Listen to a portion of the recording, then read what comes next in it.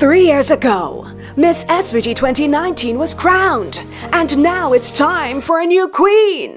On October 29th, 2022, the Annisville playing field will be transformed as 8 beautiful contestants vie for the opportunity to ascend to the throne in the royal return. Who will be Miss SVG 2022? Would it be Pallavi Brown, Miss Play 4? Raquel Coombs, Miss In Transit Exports.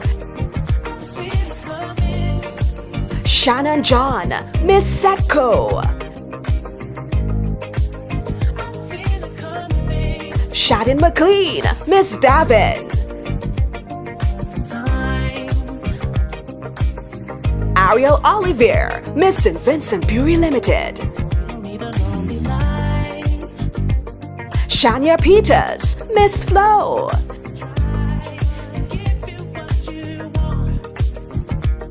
Jada Ross, Miss Lotto.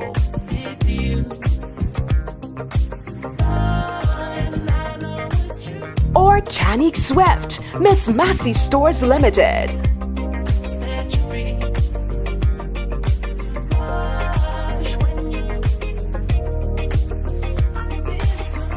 Get your early bird tickets for only $60, and after that, it's $75 from VJ's Restaurant, Entice Lounge, Chill Spot, Four Shells, Video Extreme, Johnny's Barbershop in Georgetown, and the CDC's Lotto booth at Peacemo.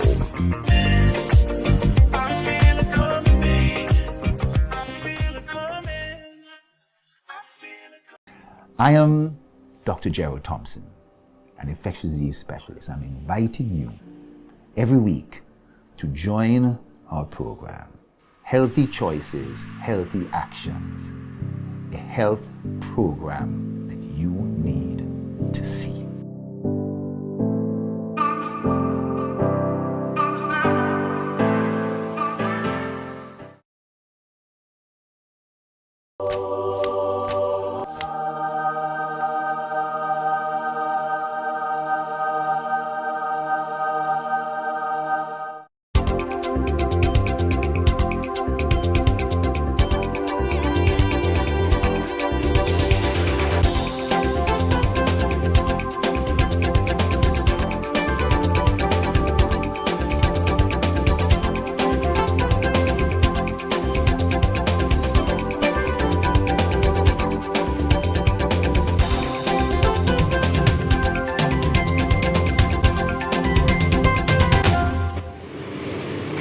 Good evening and welcome to this week's edition of Roundtable Talk. It's a very special edition. It's our 100th edition of Roundtable Talk, so something to be very proud of. And appropriately, we have as a special guest Prime Minister Dr. Ralph E. Gonsalves on the eve of our 43rd anniversary of independence here in St. Vincent and the Grenadines. And I also got my copy of PM's new book, A Time of Despair Beyond COVID, Volcanic Eruptions, Hurricane Elsa, and Global Turmoil, Fresh Hope for St. Vincent and the Grenadines. We'll talk a little bit more about that later on in the program. But first, welcome. We are in new studios as well because for the last several weeks we were unable to have a program because some extensive work was being done inside here. So appropriately, you are here to christen the studio, so to speak. Thanks. Tomorrow is our 43rd independence anniversary. We want to talk a little bit about pre and post independence in Vincent and the Grenadines and any other issue. We always go with the flow, so we'll talk about whatever. Well, thanks for having me, Theresa, and for the 100th, and also in your refurbished studio. Yes. And on the eve of the 43rd anniversary of the reclamation of our country's independence, I always say the reclamation, or more frequently these days I say the reclamation of our independence, because before the British assumed suzerainty of our country in 1763, the country was independent. It had the Kalinago and the Garifuna, and Europeans had come before, and they'd come and gone, and the indigenous people allowed some to settle, like for instance some French settlers on the west coast, allowed them to lease some land and to grow a few agricultural commodities, but the Kalinago and the Garifuna were in charge of their country and running it in accordance with their traditions and the way in which they interacted with nature and lived their lives. Yeah. So when we talk about independence, properly speaking, conceptually and historically, it's in 1979 we reclaimed our independence through negotiation with the British. We didn't have a war of liberation. The Kalinago and the Garifuna, led by Châteauguay, had a war of resistance against the British from 1764 really, until the 1800. But by the time Châteauguay was killed in 1795, and the genocide was carried out against the Kalinago and Garifuna people, and then forced deportations to Baliso, and then forced exile in Roatan Island. By that time, the resistance had been broken. So we remember that, all of that, and remember the historical struggles also from 1800 onwards. And the British really remade this country. We see they decimated the Kalinago and the Garifuna in the ways I've just described, and the remainder they really put in an inhospitable part of the country in the northeast and under 300 acres of land. And between 1764 and 1807, they imported, the numbers landed was just over 55,000 Africans whom they forcibly brought here. They captured them in Africa and enslaved them. And then, of course, after slavery was abolished in 1838, when they had a need for labor, they went first for the Portuguese from Madeira, which is just 280 kilometers off the northwest coast of Morocco, part of the Portuguese empire, part of Portugal itself, really. And they brought in excess of 2,000 between 1845 and 1850. And then a little later, between 1861 and 1881, for 20 years, they brought about 2,500 indentured servants to go along with the indentured servants who had been brought from Madeira. And in between, they brought what you call free Africans. And of course, Anglo-Saxons came from the time of colonization. So the conquest and settlement of exploitation began in 1763 and was consolidated. And through all the changing scenes of life, through a process of devolution of political authority, particularly after 1951, we attained internal self-government in 1979 under Robert Milton Cato, and then independence also under Cato, of blessed memory, on October the 27th, 1979, after negotiations with the British for independence. It's happened in several countries in the Caribbean. That's the story in a nutshell. And it's a good way to start the program. I didn't want to ask this question this early up, but because you gave us that historical perspective, I am going straight to the questions of reparations. I recently attended a conference in Trinidad, and this conference was hosted by UWI in conjunction with the First Peoples of Trinidad and Tobago, and reparations was very much one of the main issues. Yes.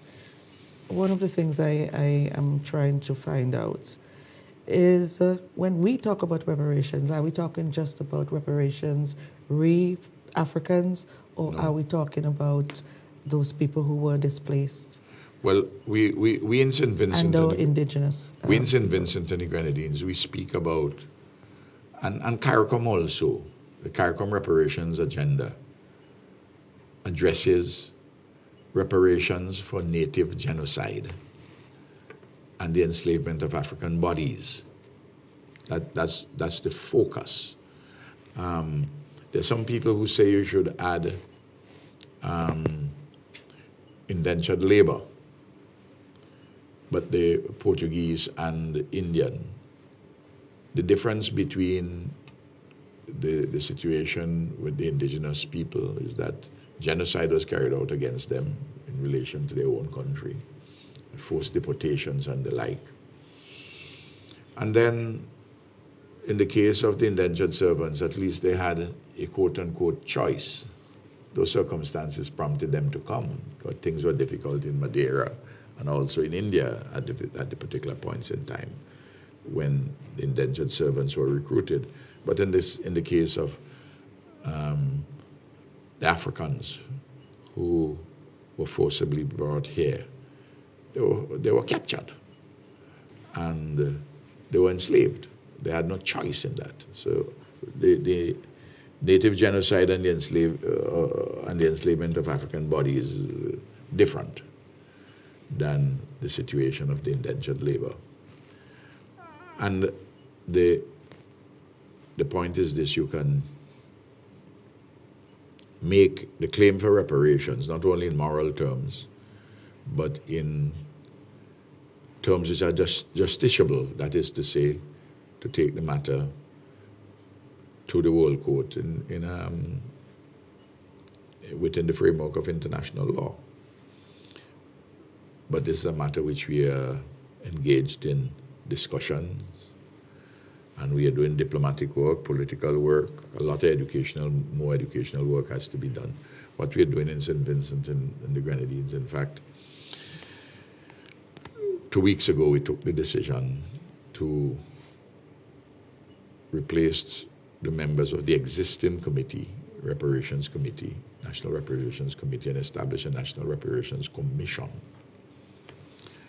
And with fresh leadership and fresh membership. Not to say that those who had participated hadn't done good work. It's just that we are at a different stage, a different phase, and the collective view of most informed persons is that we should revamp it and put some resources to it, more resources than we have put hitherto, and to move forward. In fact, at the OECS authority meeting recently in an informal session, I told colleagues that the colleague heads that St. Vincent and Grenadines is prepared to move to the International Court of Justice itself for an advisory opinion. If other countries are slow in moving, and interestingly, all the heads who are there from the OECS said we want to move too. So this would be a joint initiative? Yes, but I'm pursued? hoping that it would be the whole of CARICOM. But we have been at it. I've been at it for a while, and you can do that and continue to do the diplomatic work and do the political work and the educational work. But it is a matter. The time has come for it. In fact, in my book, very early, in this period of respiring, I addressed the question of reparations. So reparations is a central plank in the CARICOM agenda, and we had written to the British government, and they responded in the usual way: let us look forward, not look back. And we have a good partnership in going forward. The demand for reparations is not a question of confrontation. It is a question of share justice, logic, reasonableness, and there are tools at our disposal which we should be using more. And even Prince Charles in Rwanda, when he went to represent his mother, the late Her Majesty Queen Elizabeth, he said it's a conversation which should start. He didn't say where he wants the conversation to lead. Okay. But he thinks that it's a conversation which should start, which is progress in itself. When we come back from our first break, I would like you to continue to tell us where you would like the conversation to lead and really what forms you think reparation should really consist of. We'll be back in just a moment.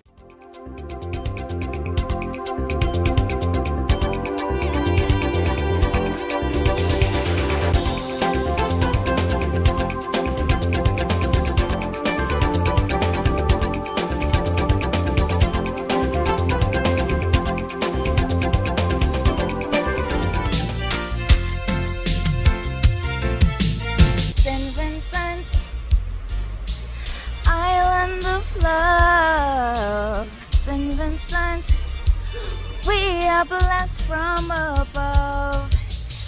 Happy 43rd Independence to the gem of the Antilles, my Hairuno, St. Vincent and the Grenadines. You are a people that exudes love and resilience.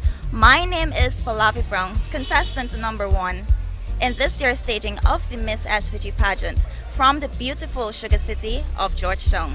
Proudly sponsored by the National Authorities Limited, Play 4. On October 29th, the place to be is the Arnottsville Sporting Complex. So come on out in your numbers and support beauty, support intelligence, poise as 8 beauties grace the stage at the royal return. St. Vincent, the island of love. St. Vincent is blessed from above. Sweet little St. I am Dr. Gerald Thompson, an infectious disease specialist. I'm inviting you every week to join our program, Healthy Choices, Healthy Actions, a health program that you need to see.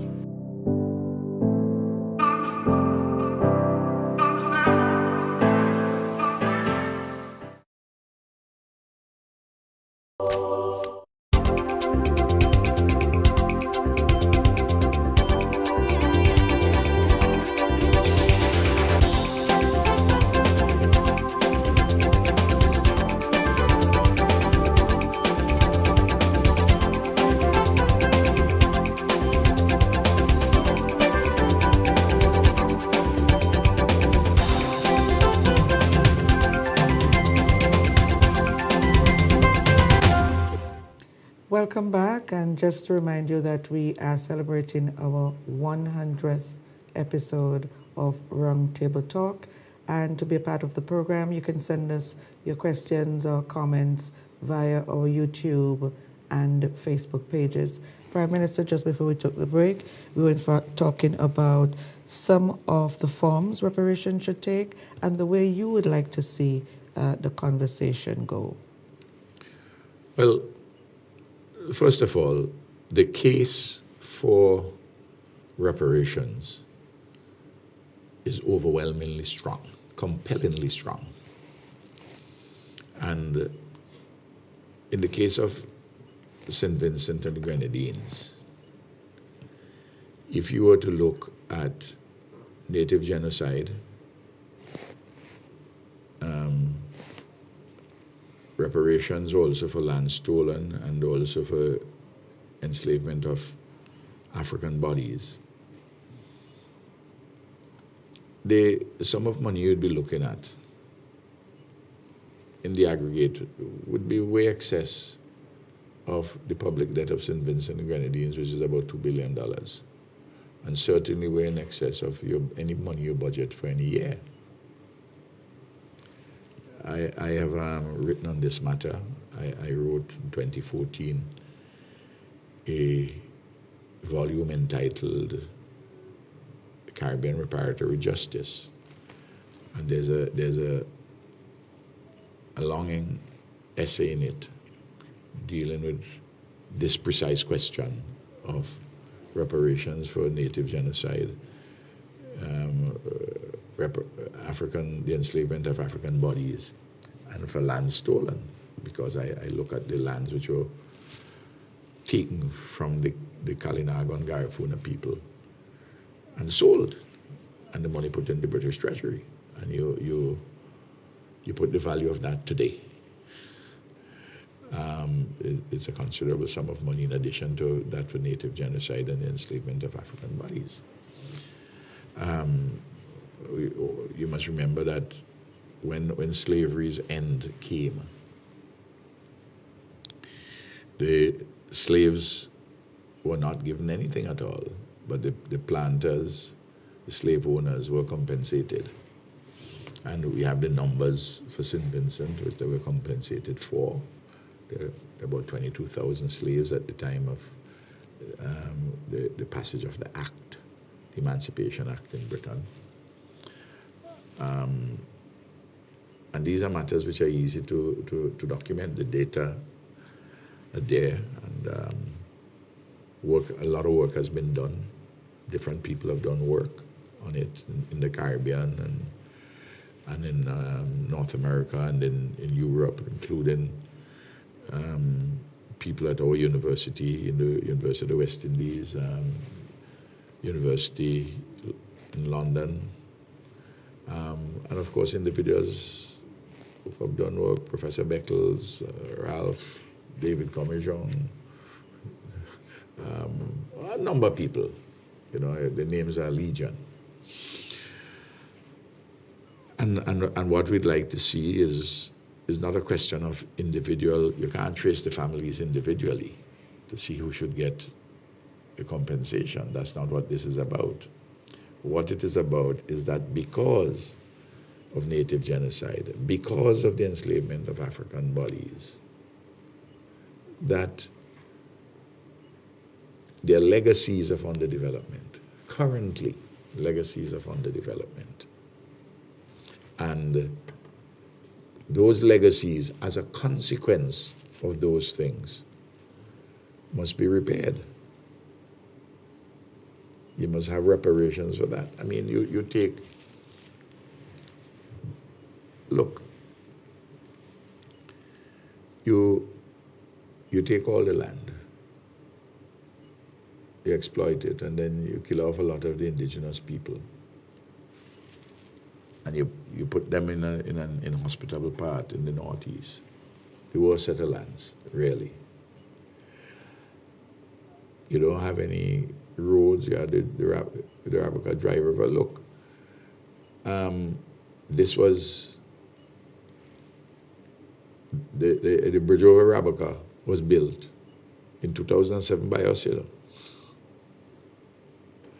developments which have taken place in North Windward, north of the Dry River, they've taken place largely by governments which have been popularly elected.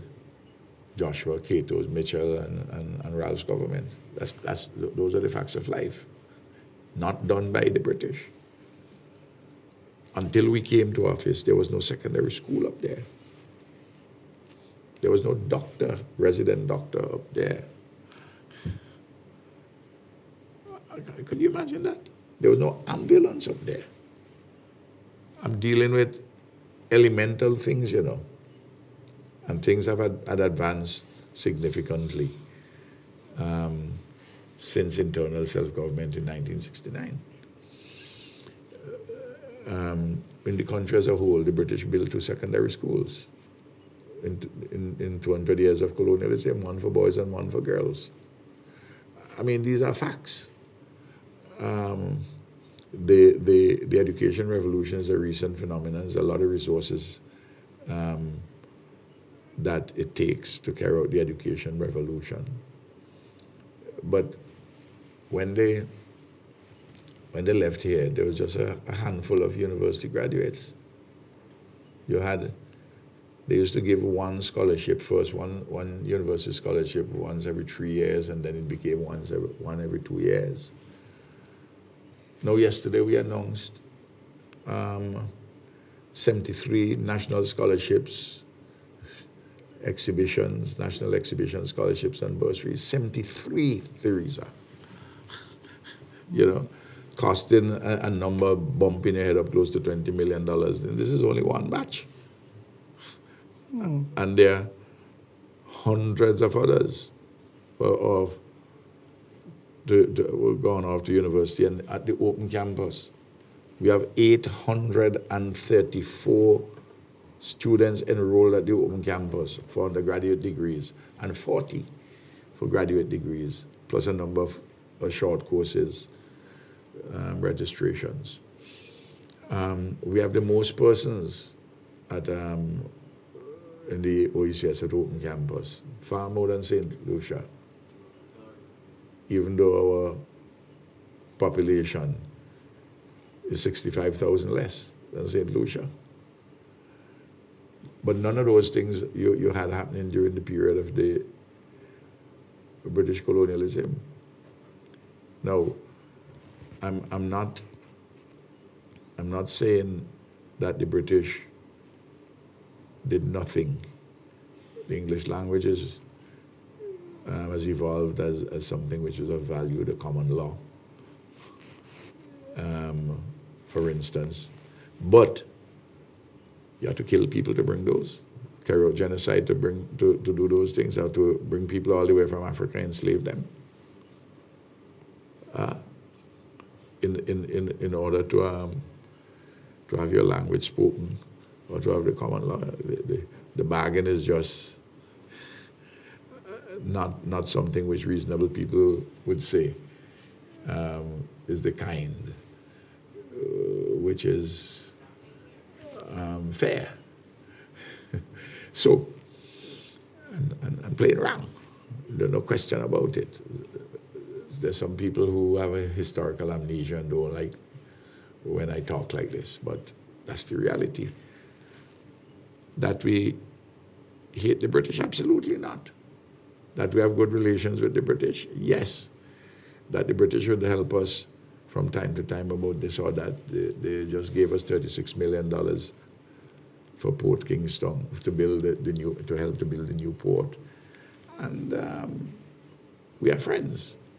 But we this is why I say we don't have to have a confrontation, but we have to have a serious conversation, a serious dialogue, and this is something which is long overdue on this matter of reparations. Which reminds me that there were some grumblings recently when you paid a visit to the new monarchy in the UK. How do you respond to that kind of... Well, it's grumbling from whom? People who are not particularly thoughtful or people who don't understand simple things. King Charles III is the sovereign of St. Vincent and the Grenadines. Nominal sovereign. King Charles doesn't tell me what to do, and he can't tell me what to do. He has no real authority so to do. This is a constitutional monarchical system. The representative of the monarch is a local governor general whose powers, important powers, but nevertheless limited, are demarcated in the Constitution of 1979. So in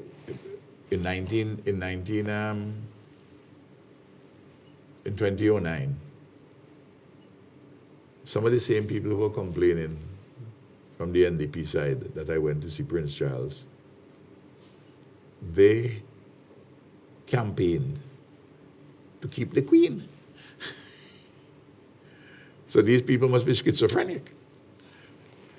In fact, Prince Charles knows that I am in favor of ending the monarchy in St. Vincent and the Grenadines. I haven't made any secret of that. But that doesn't mean that I would be vulgar to him, or I would abuse him verbally, or that I don't have sensible conversations with him. And in any case, he is constitutionally the successor to Queen Elizabeth II, his mother. That is the constitutional reality. So you don't want me to talk to the head of state, the ultimate head of state of St. Vincent and the Grenadines. But it's a formal position, but a position nevertheless which has great symbolic importance. But as you know, I preach every single day to the young people in this country and to the country as a whole. Although we're not better than anybody, nobody's better than us. And when I sit down to speak with King Charles,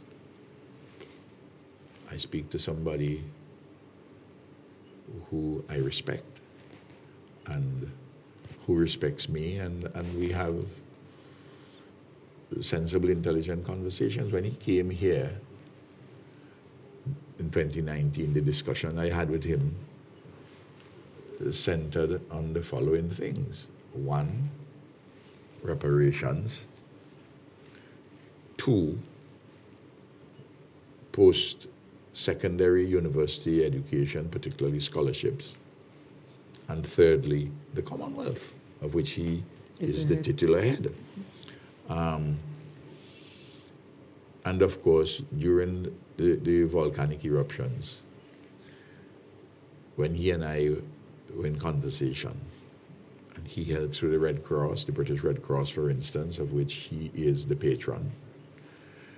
But it is through an initiative with him, with the University of Wales Trinity St. David, that we got 55 scholarships, 40 undergraduates and 15 postgraduate scholarships, valued at £4.5 million for our young people. And I went to see them, and I have thanked him for his role in this, as it is right and proper to do. And he has a progressive position on issues touching and concerning climate change, which affects us seriously. And he would, I'm sure he would not have been happy when former immediate past Prime Minister Liz Truss wasn't keen on him going to the Conference of Parties within the framework of the United Nations Framework Convention on Climate Change in Egypt next month. And I know he very much wants to go. And I'm sure, I feel pretty sure he should go. Well, it's not just the new Prime Minister. I've said to my colleagues in the OECS and elsewhere in the Caribbean that we must write him and advise him to go to COP27 and in part to speak on our behalf. After all, he is my sovereign liege, to put it in those formal terms. And if I request of him, he will be obliged to follow the advice of his Prime Minister. So I mean, this is a matter, so you understand that the relationships has a number of complexities, but the fact that I can talk to him in these terms and have a sensible, proper conversation of respect and professionalism, and in relation to, I'm the Prime Minister of the country. He's the sovereign head. The Governor General is his representative. titular, nominal. It doesn't mean that I can't talk about what Britain did to us in St. Vincent and the Grenadines, as I've just described, with native genocide, the enslavement of African bodies, stealing of lands, and selling them and making a lot of money for the British Crown, exploiting people. I can do all of that and still speak to him sensibly about scholarships, about the Commonwealth, about climate change. For heaven's sake, I'm the Prime Minister. It doesn't mean that I have to go at Buckingham Palace with a placard and shout him. I can get, by virtue of my position, I can get into Buckingham Palace or Balmoral in Scotland, where I went to see him, to speak to him directly about these things. What the placard would be about, having him take notice. Well, that's fine. Persons who want to wave placards, that's fine with me, and that's part of people's rights and everything like that.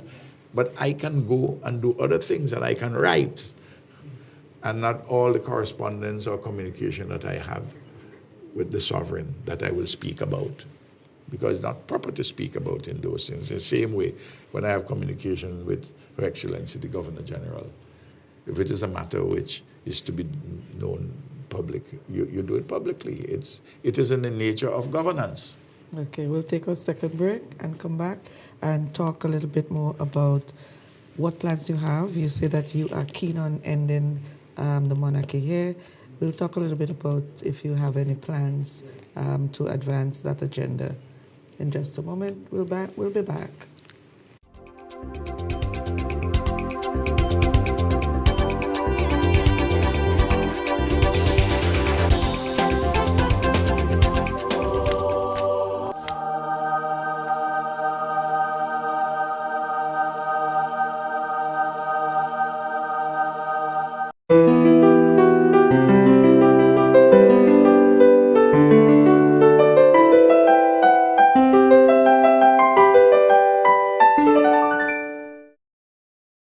I am Dr. Gerald Thompson, an infectious disease specialist. I'm inviting you every week to join our program, Healthy Choices, Healthy Actions, a health program that you need to see.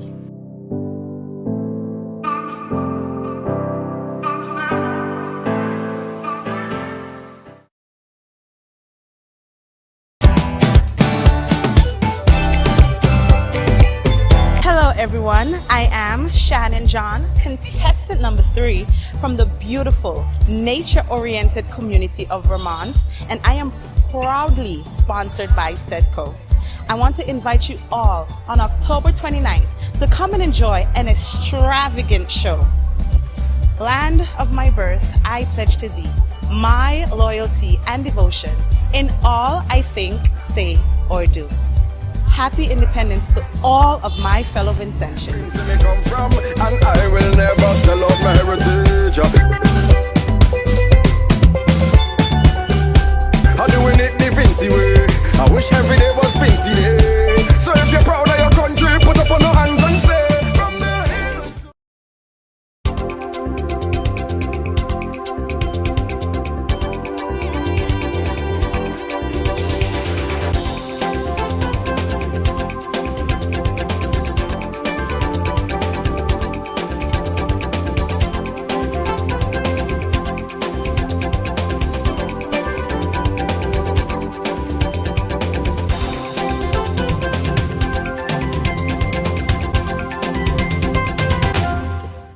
Welcome back, Prime Minister. As I mentioned earlier, you did speak about the fact that you have a keen interest or intent on ending the monarchy. I know we had a referendum several years ago which tried to have people answer that question, and we know the results. That is now history. Do you have any immediate plans to advance this agenda? Well, I said in Parliament a few months ago, in answer to a question from Sinclair Leacock, that I am prepared to go to the referendum with another referendum with one issue, to replace the monarch, the British monarch, with a homegrown, non-executive president, along the lines which we had suggested in the referendum. I said, I'm not going to go there if the opposition doesn't provide support, so we can have a bipartisan support, because the existing constitution says that I'll need 2/3 in the referendum, and I need 2/3 in the House, first of all. I don't have 2/3 in the House now. So unless they agree, I can't get past the first phase. And then in the country, it's difficult to get 2/3 if both political parties don't campaign for the same issue. That is to say, the NDP and the ULP. The leader of the opposition, Lorraine Friday, said about a week after I made that comment, when people were asking him what he has to say about that, he says that's not a priority for him this time. The priority this time is to get jobs and to develop the country and to build houses and so on. Well, there's always going to be need for jobs and building houses and develop the country. What happened? You can't walk and chew gum at the same time. I mean, that kind of response is so puerile and so simplistic and almost idiotic, really. You know, it's just plain foolishness. But if he wants to have a colonial mindset and that is the position he wants to take, well, there are other things we can do meanwhile. You know, Okay. like for instance, we are going to name a committee, and I will speak about that more. I'll make reference to it tomorrow in my speech. There are a lot of colonial names which we need to change. They're inappropriate. In fact, some of them are self-debasing, given some of the individuals whom we call places after. This park here where we are, for those persons who don't know where VC3 is, it's inside a building inside of Victoria Park. It's called after Queen Victoria. Queen Victoria never set foot in St. Vincent and the Grenadines. There are many other names associated with this place we can call it. There's Mike Finley, who played cricket here. There's Alfie Roberts, a test cricketer. Also like Mike Finley, there's Rudy Boucher, footballer, it could be called. The Roberts Boucher Park, it could call the Finley Roberts Boucher Park. It can, any set of names that we want to talk about. And Boucher is both Rudy Boucher and old Mr. Boucher, who used to be was a legendary groundsman here for donkey years. You may want to put Frank Mason's name in the mix. I mean, come on, with far greater significance. Why? Let's. So I intend. They don't want to do any of these. They don't want us to do this way. We'll change. We'll name a committee. We have some names before cabinet. We haven't finalized the list for changing the names in public places. I know that there are persons who are going to say, well, what that is going to do.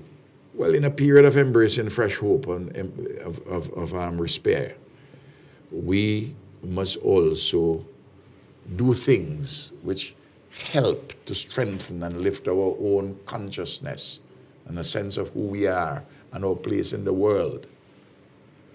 We have Higginson Street. Anybody know who Higginson is? Higginson. We have Egmont Street. Anybody knows who Egmont is? You have Murray Road. The man who was a colonial administrator who named Murray was the man who pushed through in 1912 the law to outlaw, to make illegal spiritual Baptist worship in this country. Should we have their names? There are people who may say, well, in Murray Village, they're so attached to Murray Village, they have everything, they think about what it is, they wouldn't want to change the name of the village. So for practical terms, we may say leave that. But why need to have more road? You can't change that. I'm not saying that you change Kingstown because it's the tongue of a king or tongue of kings, because of it has grown up over the years as that. But there's some we can change, and we do it day by day with Jesus. That's my view, and we should set about it. And because lifting our consciousness enters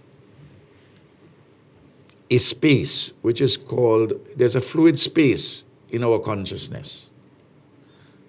Beyond this, is connected to the economic order and the formal institutions of parliament and the law courts and the like. There's a fluid space out of which emerges the genius of the people. That helps to shape who we are, who we want to be. I say it's fluid,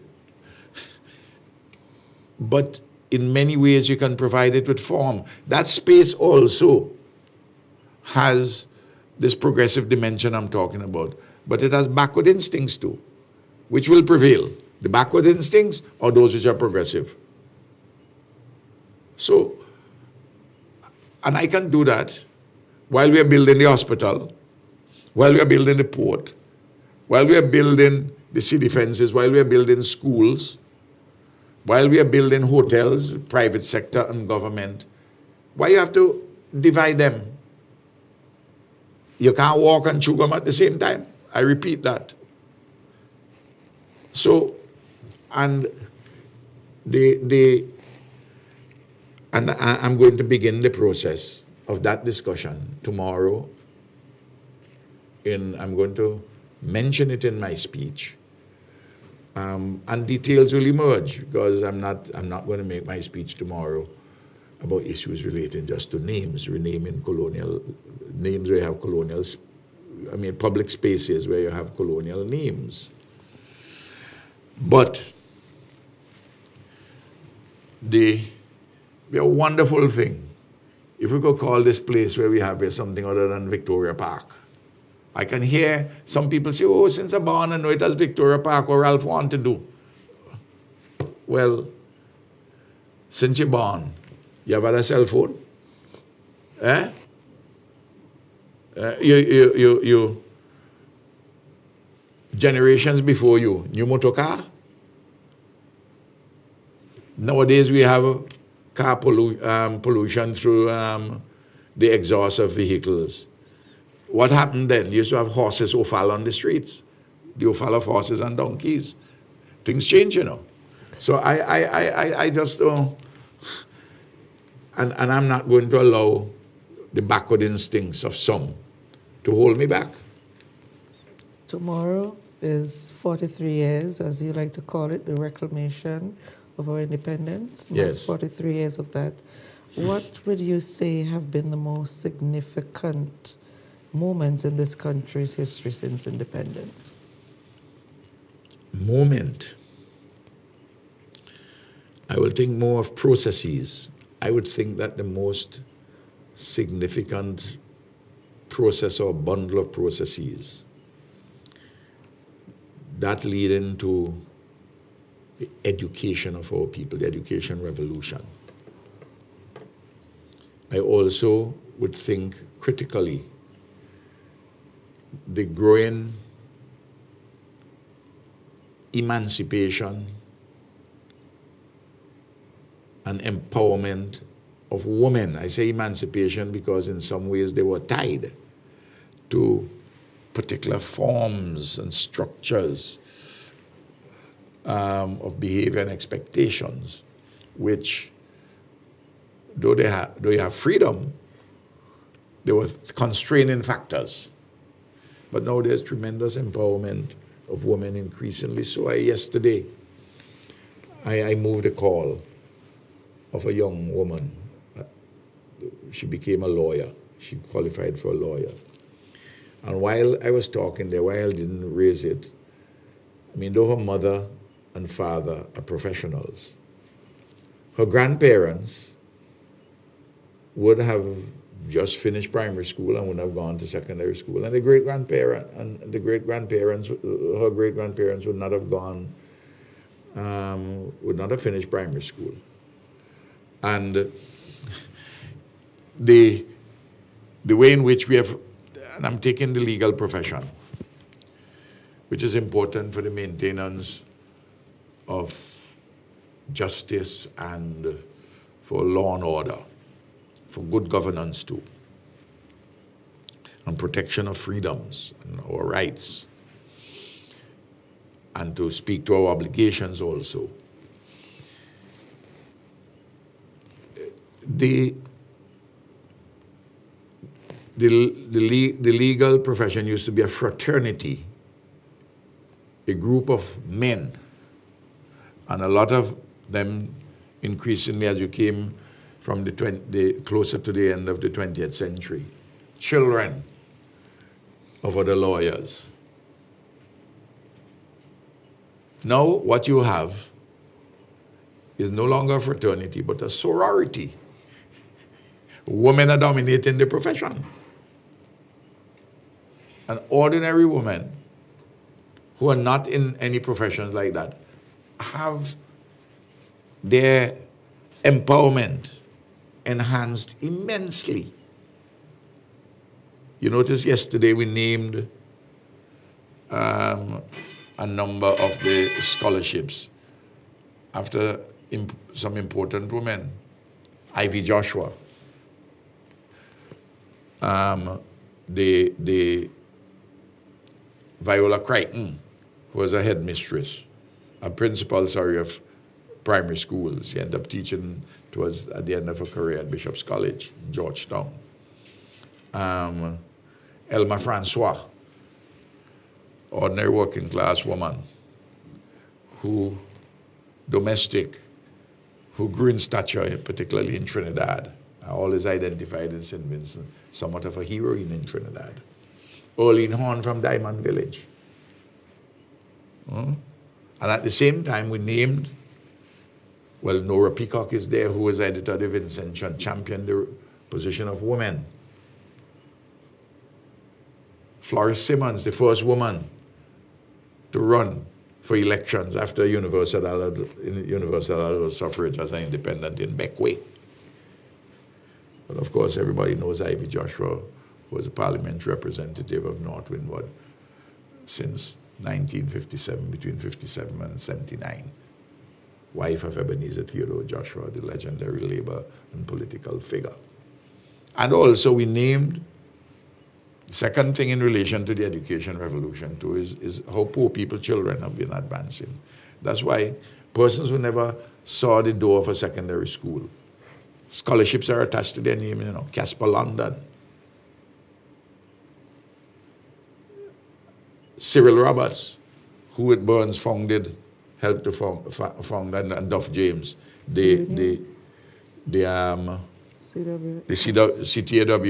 Yeah. Cyril Roberts was a driver of a truck at sanitation. Okay.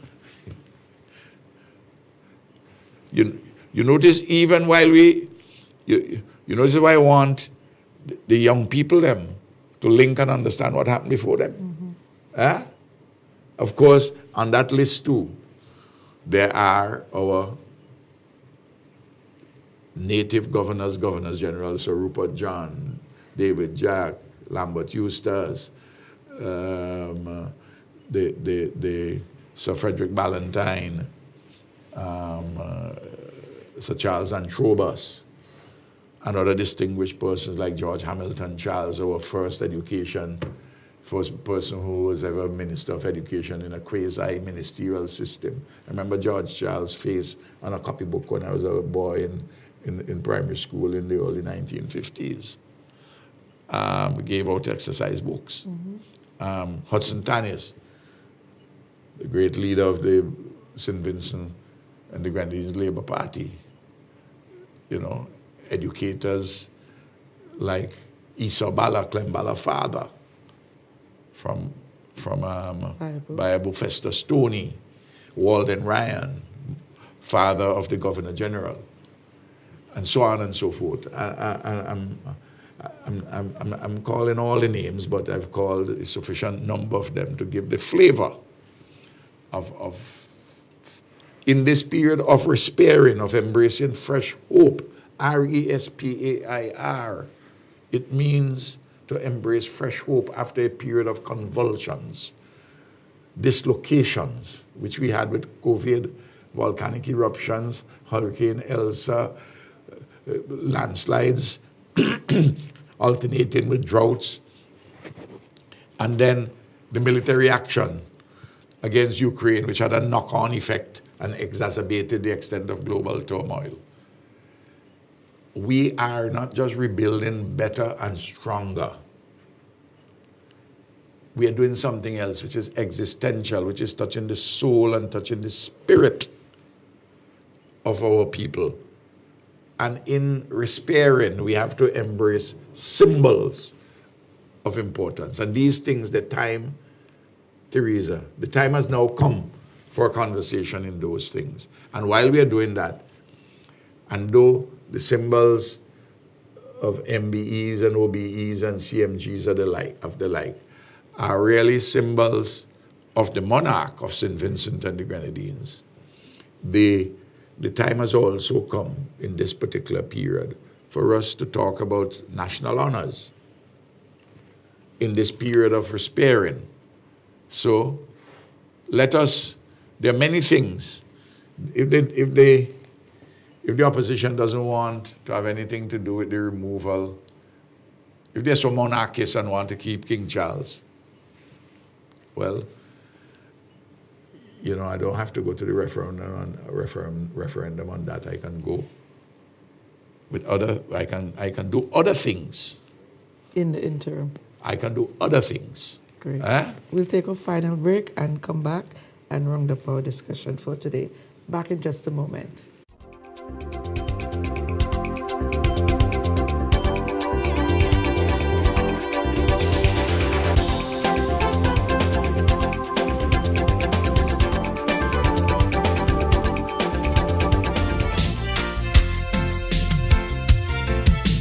St. Vincent, island of love. St. Vincent, we are blessed from above. Happy 43rd Independence to the gem of the Antilles, my Hairuno, St. Vincent and the Grenadines. You are a people that exudes love and resilience. My name is Palapi Brown, contestant number 1 in this year's staging of the Miss SVG pageant from the beautiful sugar city of Georgetown. Proudly sponsored by the National Authorities Limited, Play 4. On October 29th, the place to be is the Arnottsville Sporting Complex. So come on out in your numbers and support beauty, support intelligence, poise as 8 beauties grace the stage at the royal return. St. Vincent, the island of love. St. Vincent is blessed from above. Sweet little St.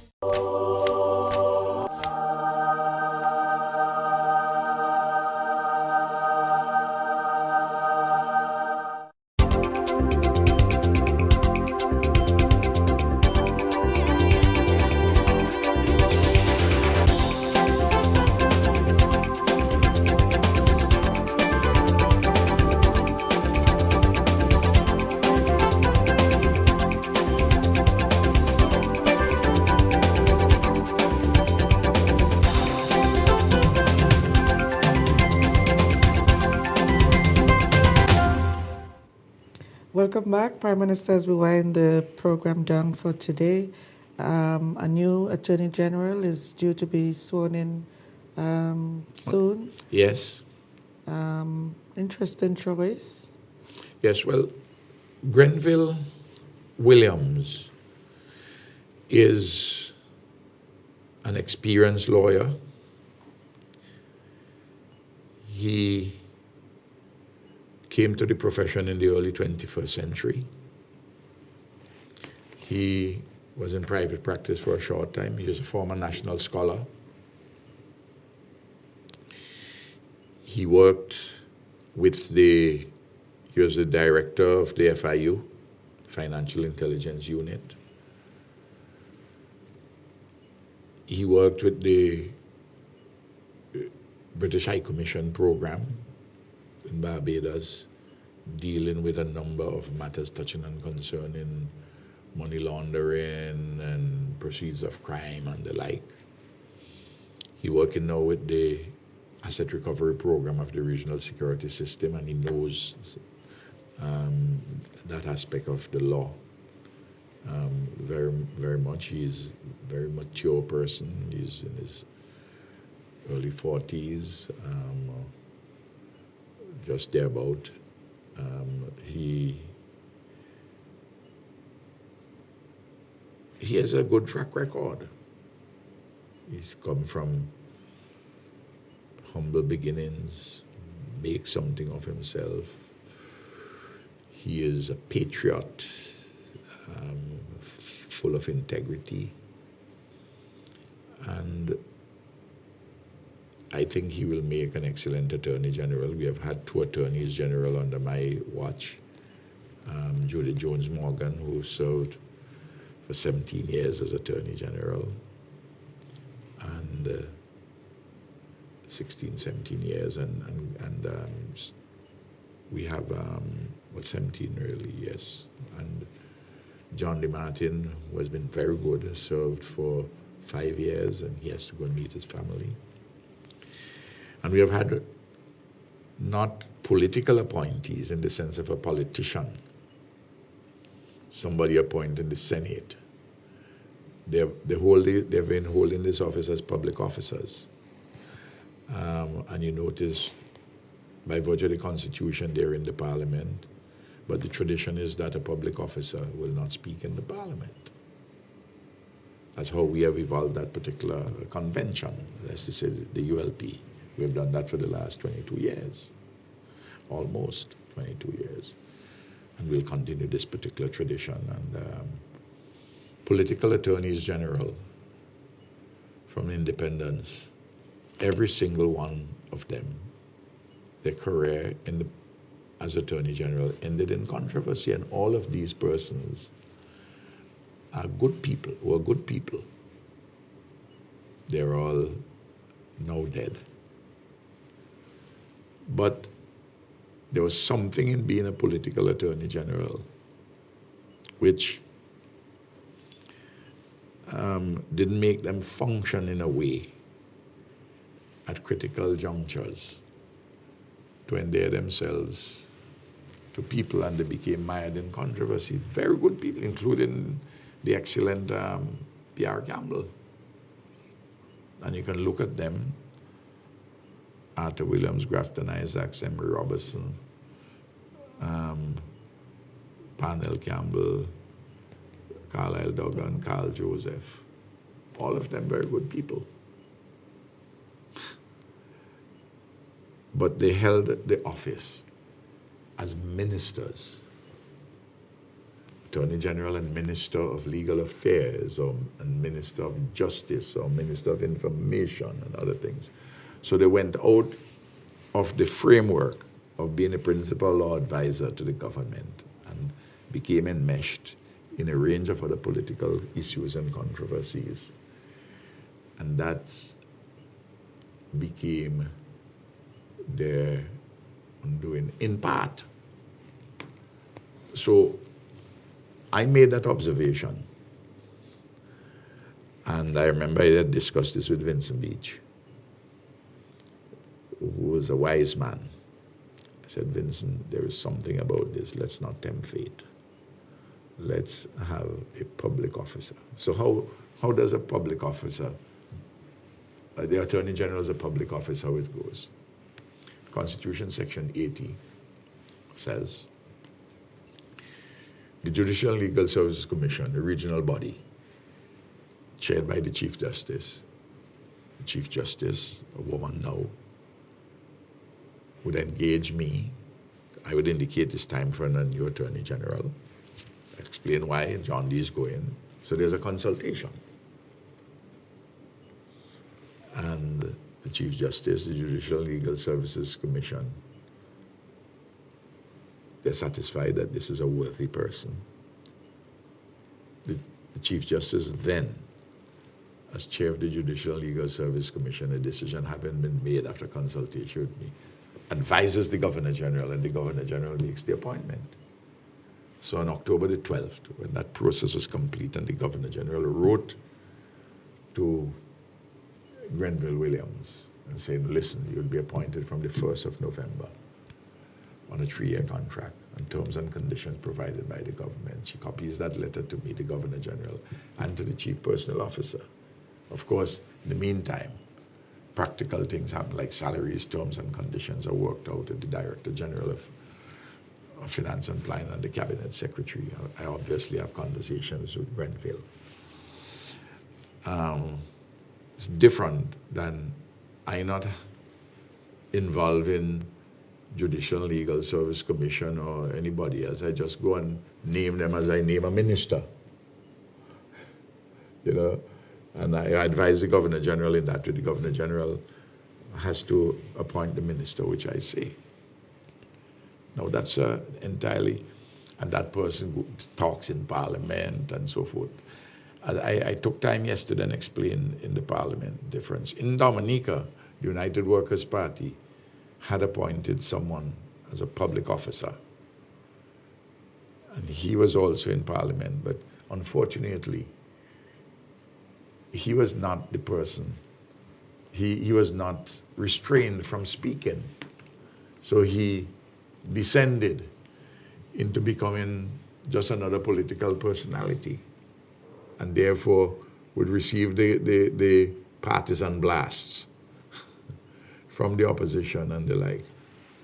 The Office of the Attorney General is such, and we have to build our institutions in our young democracy. The Office of the Attorney General is such because of the critical position that that office holder has within the system of justice in the country. It's important that that person, in our circumstances, I submit, have at a particular point a certain distance from the rough and tumble of the ministerial involvement with politics and the like. And it has worked. People have seen between 1979 and 2001, Teresa, that is 21 years. Okay? 21 years and bit. You have 6 attorneys general, politically appointed. Their tenure, the tenure of each of them ended in controversy. In 21 and a half years, under the ULP, we did it differently. And neither Judith Jones Morgan nor John DeMartin ended in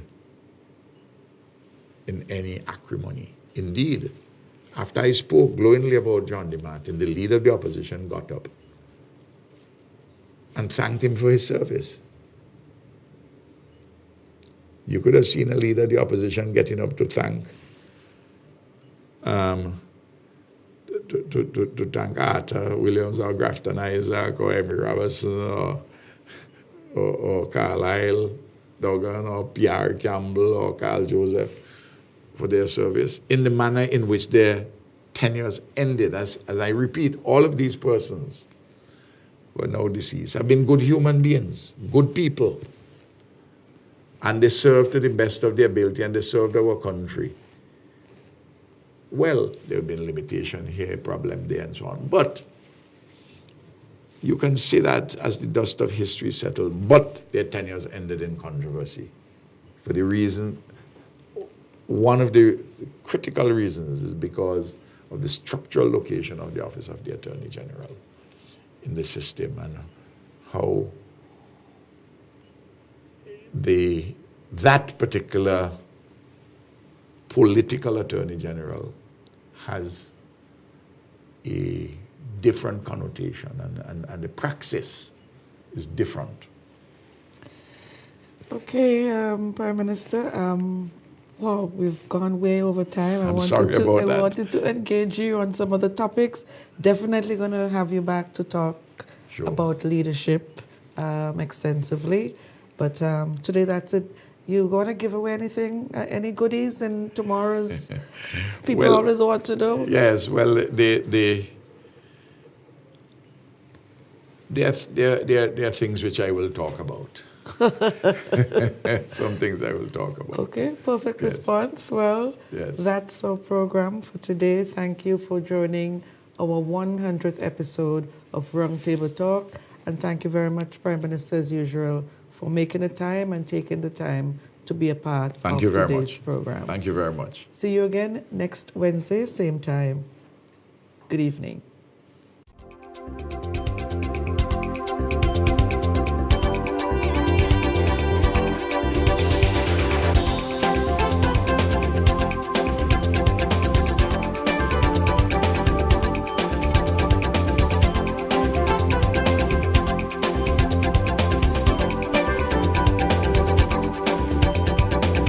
I am Dr. Gerald Thompson, an infectious disease specialist. I'm inviting you every week to join our program, Healthy Choices, Healthy Actions, a health program that you need to see.